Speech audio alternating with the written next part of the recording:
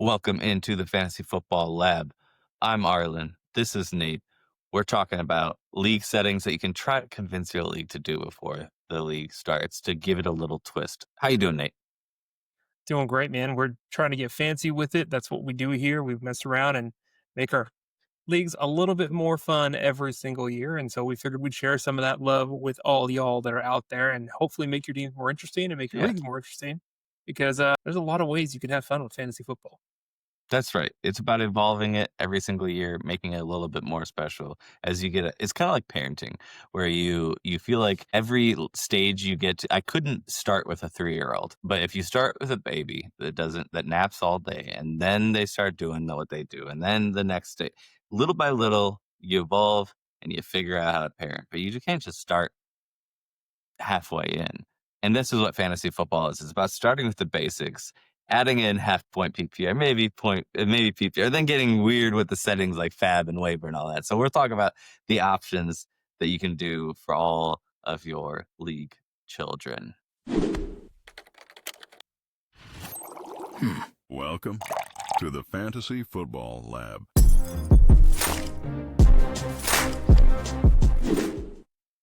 All right. Well, this whole channel that we had a conversation all the time about fantasy football. We like to talk about the history of it. We like to talk about all of, like, the different things we can do with it to try these new settings or try these new types of leagues. Nate and I talked for much too long without hitting record, and then one day we hit record, and that's all this is.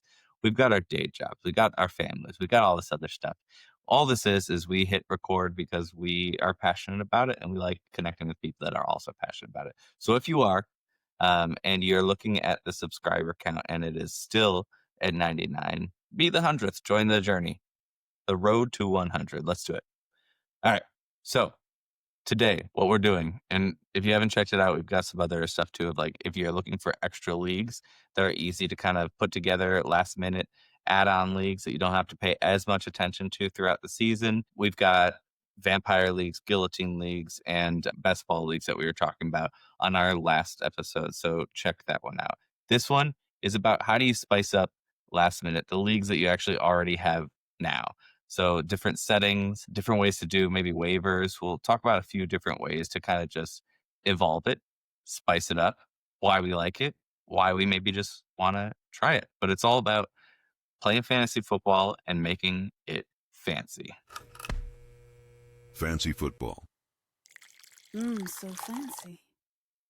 So fancy. So fancy. All right, Pinkies up, cool. everybody. Yeah, get them pinkies up, y'all. All right, get them beakers filled. All right.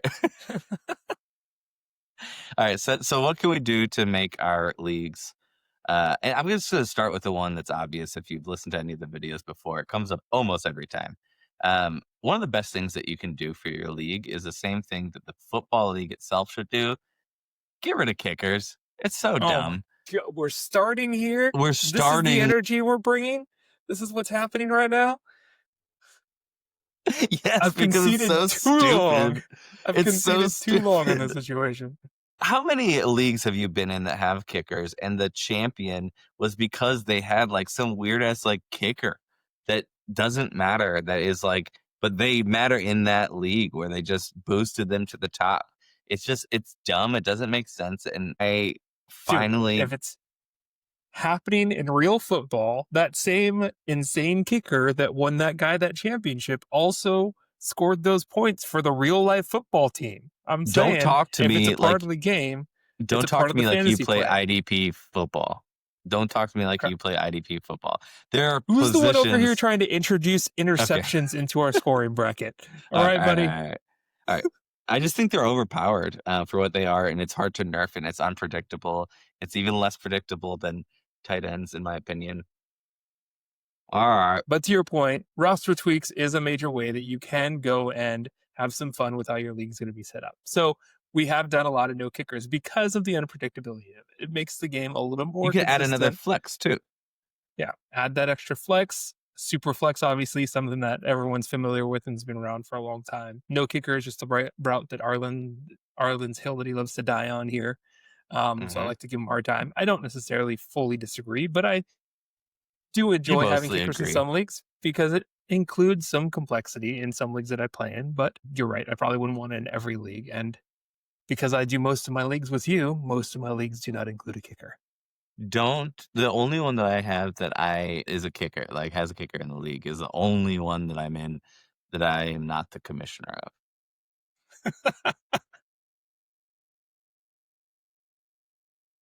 It's not by accident there. That's the only one. All right, so let's talk. Go ahead. That's actually, I was gonna say, that's actually true of me too. The only league that I'm in as a kicker drafting this week is one that I'm also not a commissioner in, and it's the only one that I'm not gonna crap on league interfaces or whatever, but it's also my only Yahoo league, so that's interesting. Yeah, it's on my only ESPN league. The other one, it kind of like running the same, this old style of league. I hope you're listening, Dan. Move over to Sleeper and you too, Mike. Get away from email communications. I don't check. No. And then also, like, come on, man. Like, let's get rid of kickers together. And also, here's my thing. Let's talk about setting off. In that league, I have to draft for every position. One of the strategies that I talked about, and I brought this up in the draft strategies episode we did last week. I like to draft, like, not draft a kicker or defense if those are in there, and draft someone's on IR. And throw them into my IR spot and then go grab a defense. And I don't like the fact that, like, every year I forget about that in his league and I get to the end and I can't draft that person that I really wanted to draft because I have to draft that stupid kicker and defense. And there's two fantastic candidates for that this year, depending on your league setup. If it allows you to IR suspended players, I don't think ESPN does, so it might not work for you. But you've got Jordan Addison and Chris Godwin out there that are players that would fit the bill. Godwin's not going to start on that came out today. He's not going to start on it. He's going to start off the. Is he really? He's not going to play.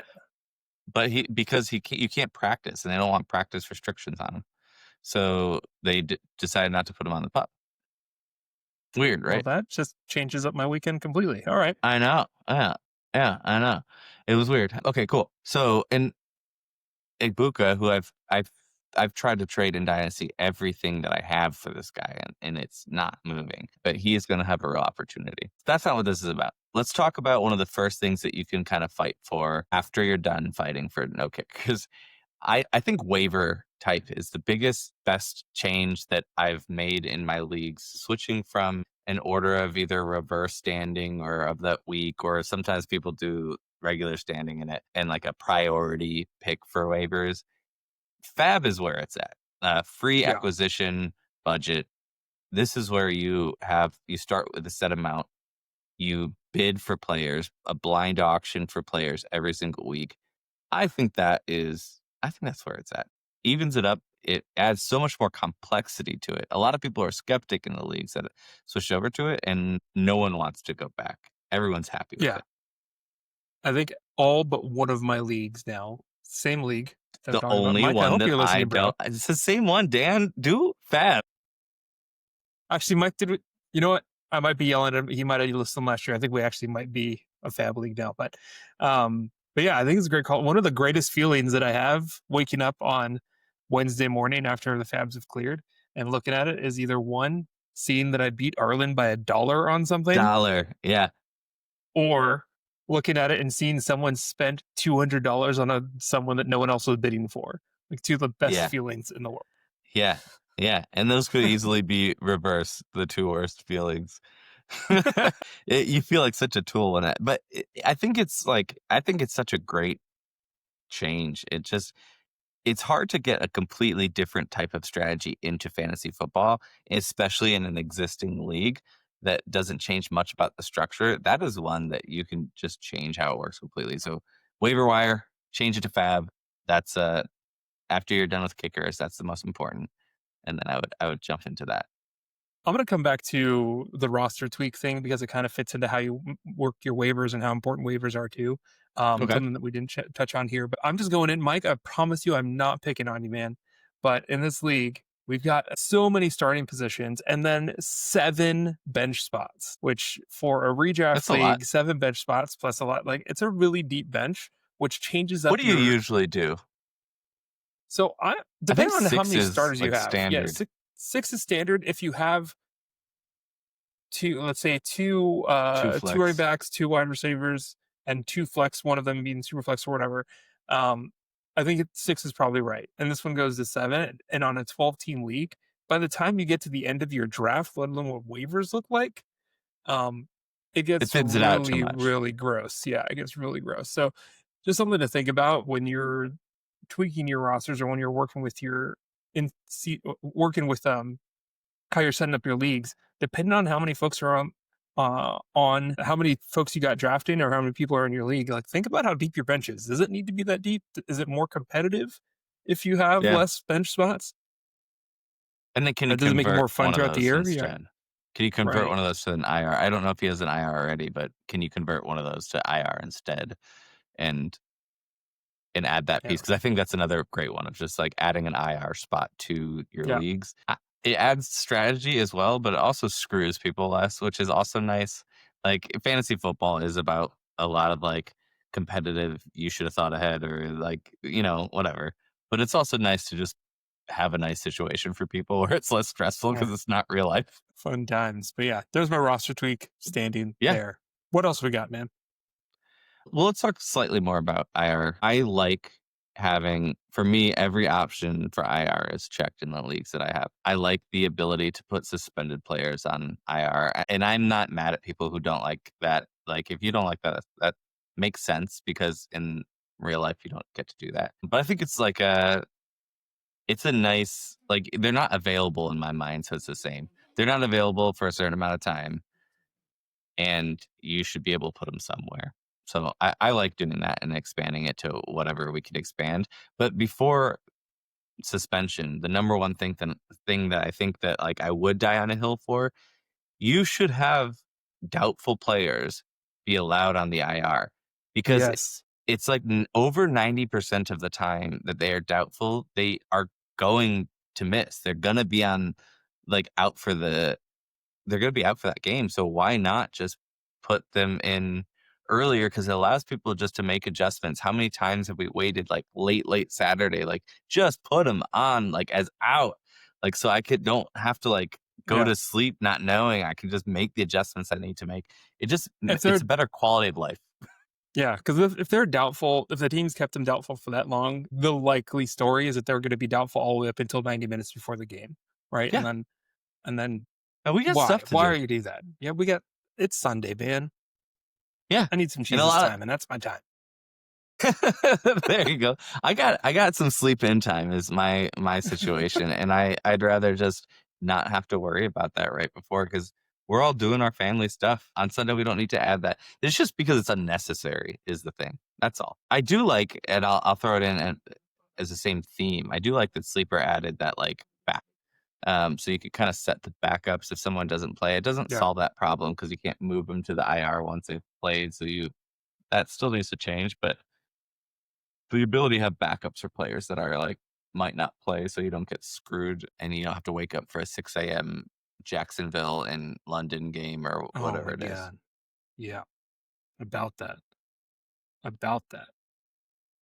Here's a cool one that I think that I might do. I have to look at, I think that the collective that I was trying to do a relegation league for, I was trying to build a relegation league for years and it's just really tough to get that many people together. I'll explain on another one or go back to another one. We've talked about it before, but I might switch this to an Empire League. And this is something that you can add to any of your existing leagues. And it's just an extra X amount of dollars. And it goes into a pool. And nothing else changes about your league except for this. It just goes into a pool and stays there and builds every single year until someone wins the league twice. And then they get the whole pot. So you can do this in Dynasty, you can do it in a regular league, but if somebody wins the league 2 years in a row and no one's done that in 10 years and you've done $5 or $10 a team every year that goes into this jackpot, it's a dope payout. And Yeah. I think it's a really cool way to do it. Adds a little bit of extra incentive and it prevents people possibly from fully selling out to win. If you have draft pick trades and all that, you might really like, I have a strong team. I've been doing great. Maybe I don't want to fully sell out because that jackpot now is pretty big. Yeah. Awesome. Yeah, I think it's a good idea. It's something that we can do, and wish we had in place because I, won the first 2 years of our dynasty league, but that's fine. Um, Yeah, I know. Yeah, and and you've collective got with Dan. yeah, and you've got a One thing shot. I think yeah? you've got a pretty nice dynasty squad going into your sophomore championship season. Alright, let's do it in that league. Oh, so yeah, Dan in the collective too won 2 years in a row. I have a history of starting leagues where whoever wins the first year wins the second year, couple in a row. One of the things I did do for this year is if you win 2 years in a row, you don't have to pay for that next year. So Dan didn't pay his dues this year because we all pay a little bit to ship the trophy. So if there's a trophy involved in the shipping, I'm not using that money. So I was like, well, you can just have your dues paid for the next year. So that's a nice little thing, like when it comes to winning twice in a row. But then you can also add this Empire piece on top of it. Nice.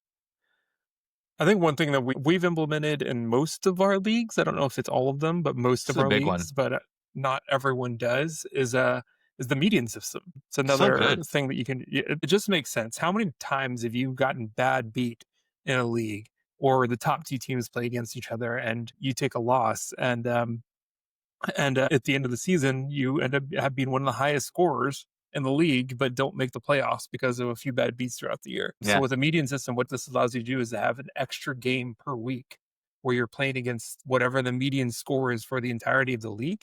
That way, high scoring losers get that win, and low scoring winners take a loss, right? Because they just happen to be playing another bad team. So it Yeah. really helps balance it out and helps out the whole league because it rewards just consistency across the board, which I think Yeah. is another great layer. But again, if you like bad beats and Yeah. There's mediocre something to be wins as a said part to of it it, too. like that's a part of the real world, right? Like it's a part of Yeah. that's a Yeah. part of Luck how of the fantasy draw. real football works, right?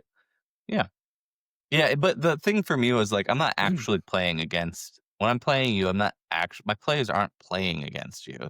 So it kind of like, I felt like I guess I'll talk about what I was afraid of. I was afraid that I would care less about the matchup and it wouldn't matter as significant. And Okay. and I've heard a lot of feedback from the people in my leagues that were doubters and that actually like it now. And they were worried about the same thing too. And they actually pay attention more and like it more because they have no drop off in who caring about their matchup.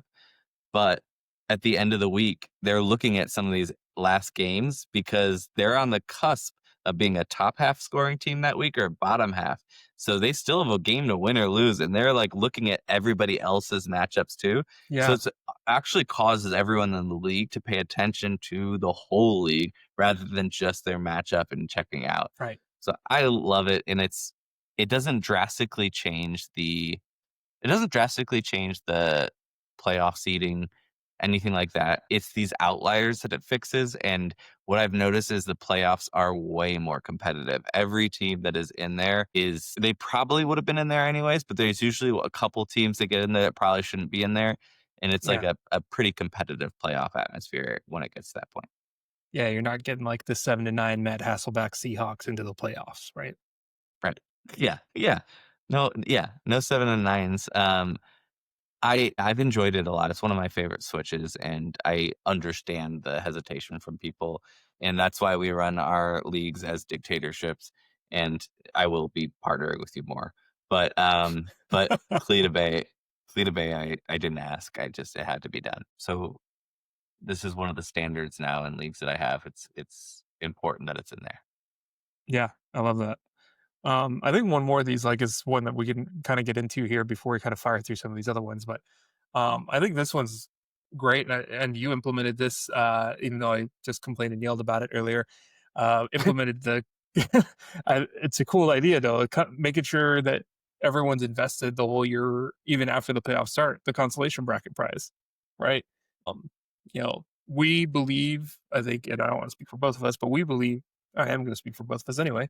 We believe in like staying competitive even through the playoffs, continuing Yeah. to play your teams, putting the best teams forward, continuing to play the waiver wire, all that stuff, even when you are not in the championship or in the final bracket. And I think one way to do that and guarantee that happens is having those consolation bracket prizes.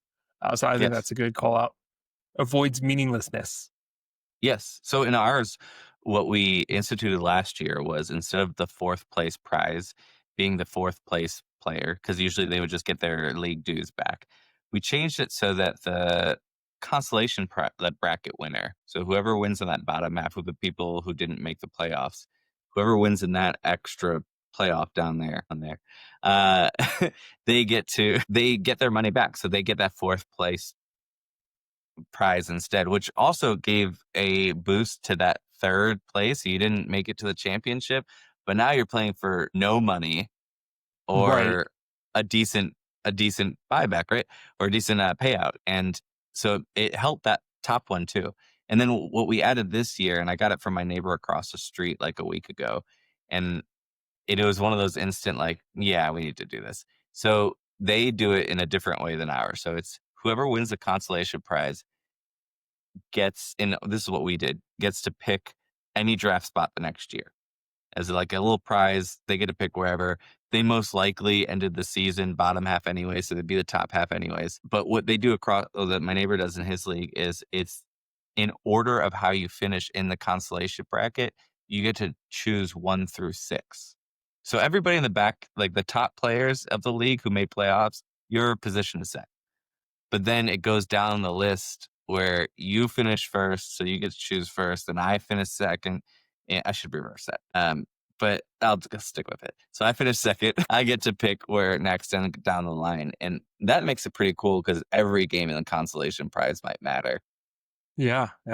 That's it. That a lot of things to think through with that about how I feel about that. But I like that we're testing it out with just that first Yeah. conversation. And speaking of testing it out, like a lot of these things, like one of the third round reversal is one of them for drafts. And we'll talk about some things that we can change in drafts. One of them is third round reversal. We just did this in these extra leagues. So if you haven't checked our extra leagues out, this episode that we just did, then check that one out too. They'll probably come about at the same time or exact same time. Then if you want to test some of these like new things that you're not sure if people will like it, get some of these like Guillotine League or Vampire League or these extra best ball or something for some of the ones that actually make sense for it.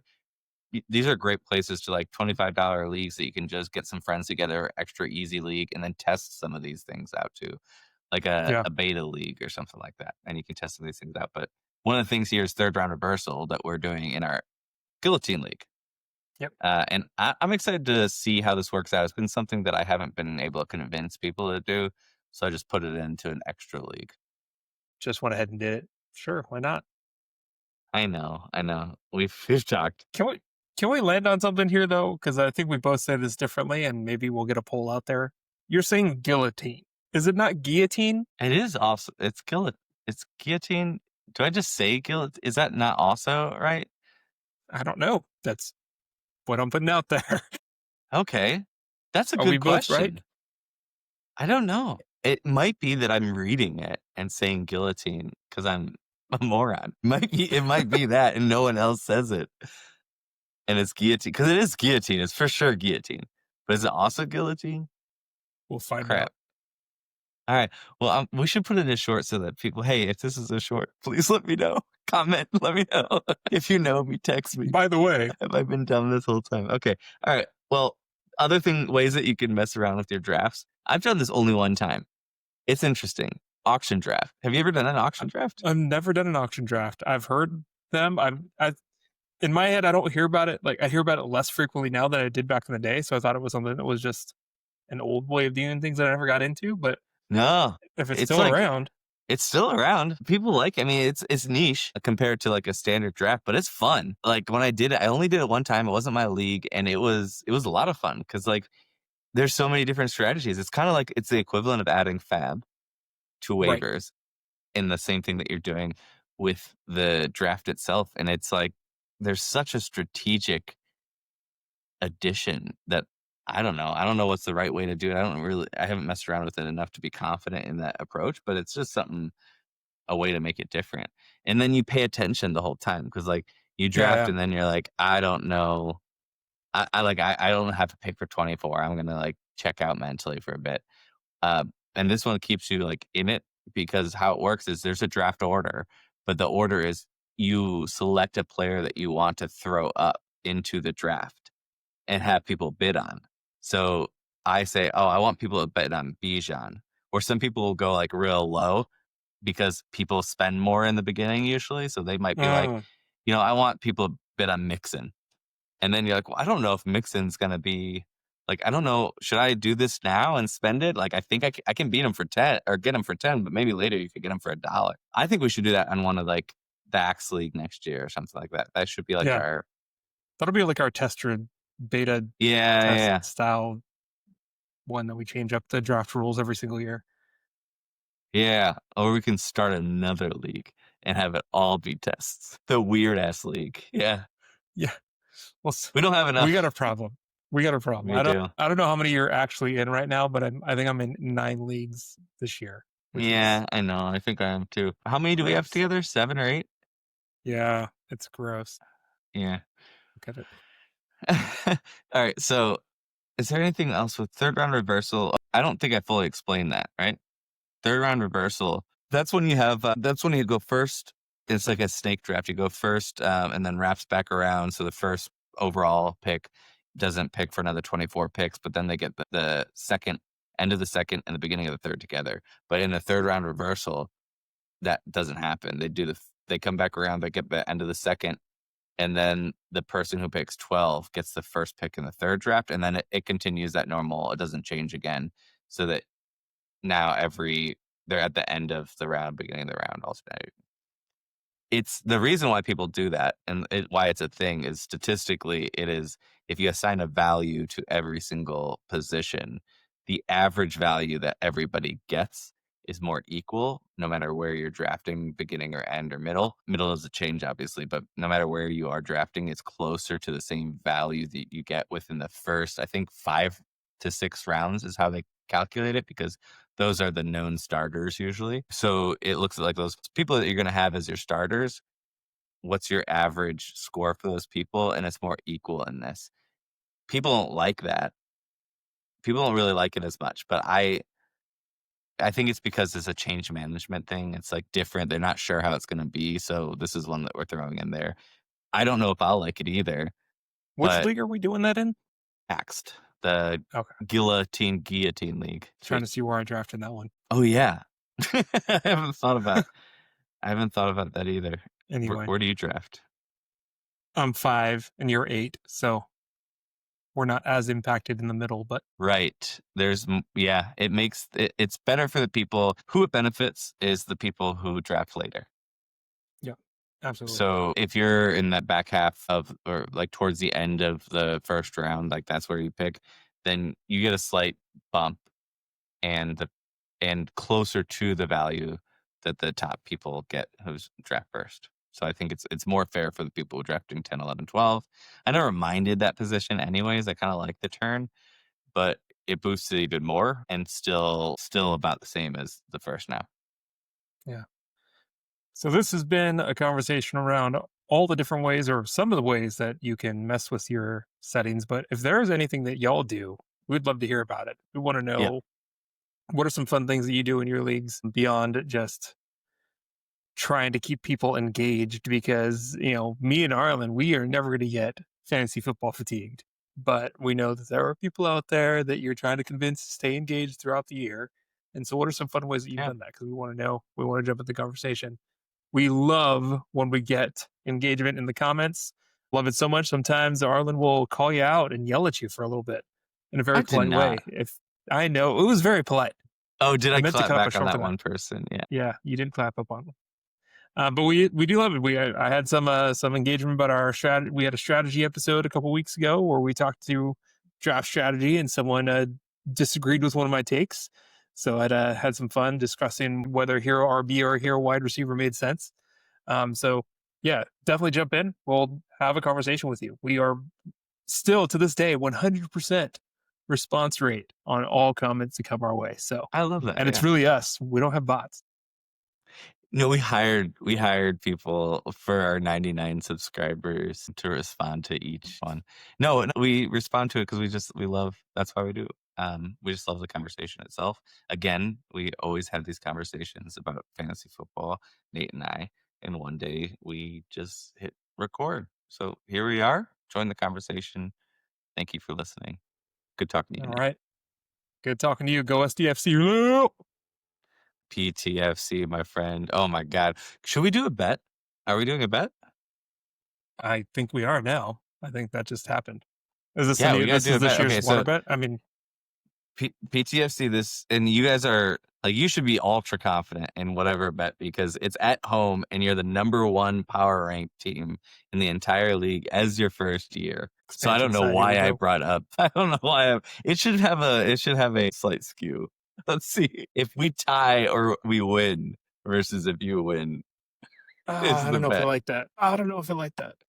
You're the number one power ranked team at home. You should win handily. And if you don't, it's a loss to you. That's the point. Do you feel like if you tie, it would be a loss? Do you at home? Yeah. Yeah. And I feel Yeah. like if we Okay. tie you against home, it would be a win for us. Yeah, that's fair. Okay. All right. So draw or Portland win or a San Diego win for my side. Okay. Yeah. That's the bet, right? Yeah. Now I let's bet it's over a say 50% chance that they have you guys at winning. probably. So here's the bet. Are we gonna do, let's say, a water bet again? This time at a game this season, we have to pay out the water bet at a game this season. Because we're both season ticket holders. So we show up we show up to it, and we have to have a stranger at the ballpark pour water on our head with the field in view. Okay, yeah, with the field in view. With the field in view. Okay. I'm even gonna, we should also ask our season ticket agents to see if we can get somebody notable to pour water. I'm sending out an email for sure for this. Okay. San Diego. Let's see. Portland draw. Oh, okay. Yeah. You guys are very much favored to win. Okay. Yeah. All right. Yeah, So deal. just for the cut purposes, here's the bet. This weekend at the August 23rd, Portland Timbers, or whatever your team's name is, I don't even know who they are. Stop. Just the versus San Diego FC at home in San Diego. If Portland wins or there's a draw, Arlen wins this bet. If San Diego FC wins outright, I win this bet. Whoever loses this bet at their next or at a home game this season that they go to, it might be against FC. It might be the San Diego game that I go to. We'll see if I get there. Yeah, I would want it to be, actually. Yeah. But you go to the game, a stranger has to pour water over your head. Are we saying anything this time? You didn't pull through on the saying something last time. I didn't. I don't want to do that in public. I don't want to say something like I love San Diego.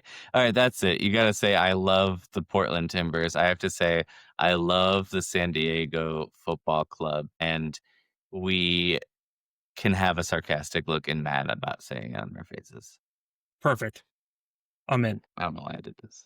At least I feel good that we had the tie part in there. That's fair. Yeah, I don't feel great about that. If it was straight up, that would be egregious. But we've got new players. We'll see if they all three new starters immediately gel with everybody else and needed no prep time or chemistry to score on the number one power ranked team. I would have said I would have paid out immediately, but this is not that everyone in the internet verse needs to know this, but this is the last weekend my daughter is home from before she leaves for college, so we're not actually going to the game this weekend. But oh, you're not? No, I won't be there. Okay, so then can we just I'm gonna call you I'm gonna FaceTime you multiple times throughout the game. Are you gonna be sitting down watching it though, right? I'm gonna watch the recorded version because the reason we're not going is because we're having a family dinner. No. What? I'm saying it's the last weekend my daughter's in town. I get it, but I get it. I know. I gotta be able to text you. You can. Okay, all right. But you'll know the score update. We'll find. Yeah. No, I'm not gonna hide the score. I'm gonna watch the game later. But I'll get the score updates. Yeah. I'm not. You don't need to not hit me up. But okay. But I just may not be immediately responsive if I'm at a family dinner. I mean, try FaceTiming me. We'll see. Yeah, I will, obviously. Thanks for staying for all this, guys. All right, the bet is on. Here are the settings. No one's here. It's fine. But subscribe, comment, all that. Trying to Nate. do it.